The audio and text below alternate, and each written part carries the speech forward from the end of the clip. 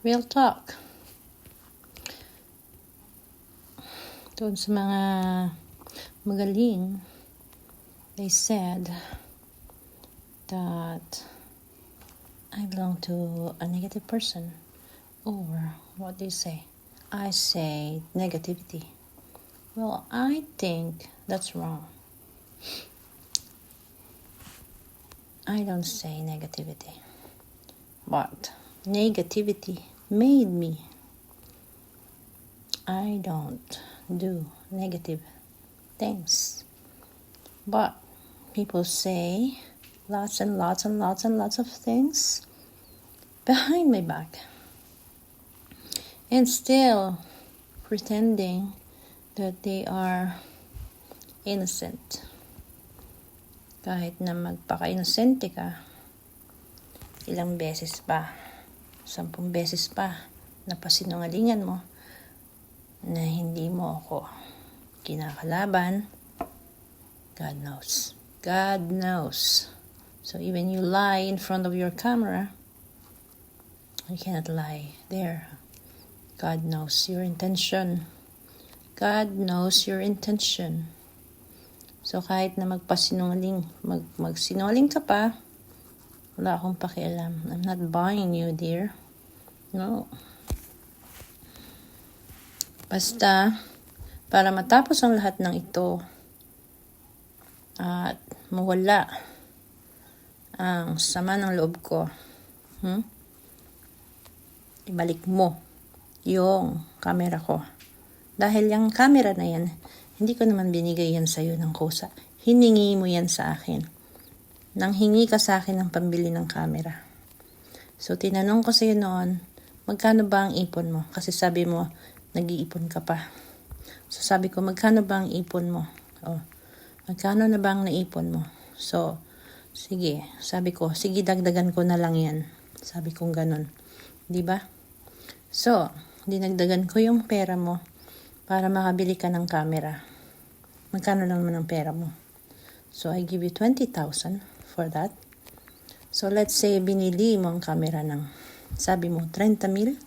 O sabi mo, 28. Whatever is the real thing, there is the resibo.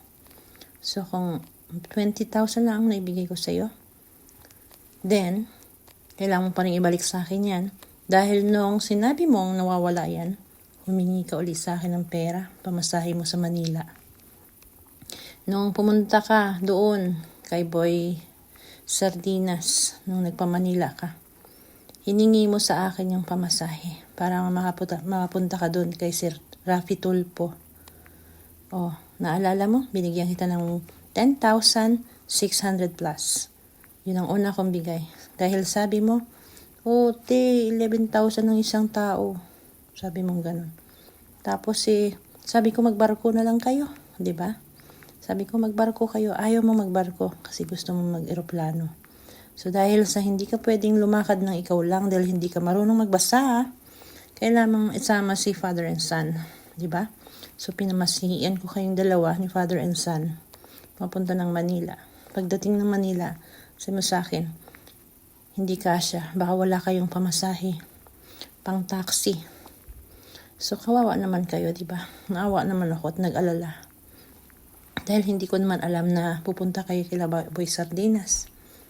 Wala akong idea kung saan kayo pupunta. So, binigyan ko uli kayo at pinadalhan ko kayo ng 10K.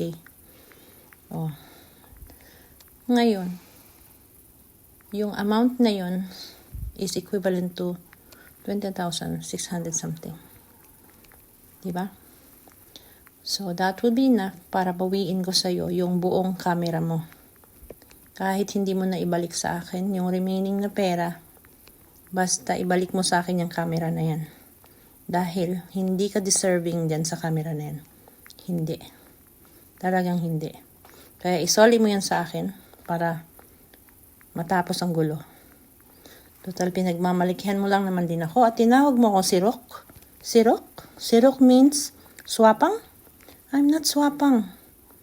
Baka ikaw ang swapang. Ikaw ang nagtawag sa akin ng swapang. How dare you? I am not negative. Kung may mga negative man, ikaw yon kasi parinig ka ng parinig. Mula sa mga resibo, hindi ka maka-move on. Hindi ka maka-move on sa resibo. Dahil hindi mo ma-provide sa akin yung resibo nung doon sa pinagawa kong bahay ni Nanay Lilina.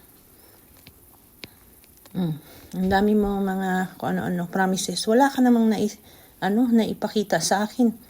Paano? Nalunok mo na yung resibo siguro. Oh. O ano-ano pang pinaparinig mo. Ang tagal-tagal na nun. Nagpaparinig ka pa rin. Dahil lang sa nagpapagawa ka ng bahay, magpaparinig ka. O tapos sasabihin mo sa akin, hindi mo ako kinakalaban? Parinig ka ng parinig. Noon pa lang, mula pa lang nang inimpisahan mong gawin ng bahay na yan. O, sabihin mo sa akin na hindi mo ako kinakalaban. Ngayon, para matapos na ito, at wala na akong kahit na ano pang sabihin mo, wala akong pakialam, basta isoli mo yung camera ko, Boy Maas. Yan ang masasabi ko. Dahil kung hindi mo isusoli, ang kapal talaga ng pagmumukha mo. Soli mo yan.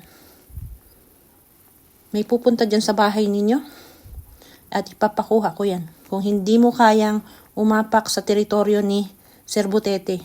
Siguro, I think meron kang kasalanan siguro kay Sir Butete, O, hindi mo rin kayang umapak sa pamamahay nila Sir Pamaybay.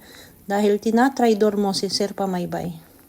Tinatraidor mo ang kaisa-isang tao na napaka ginagalang ka.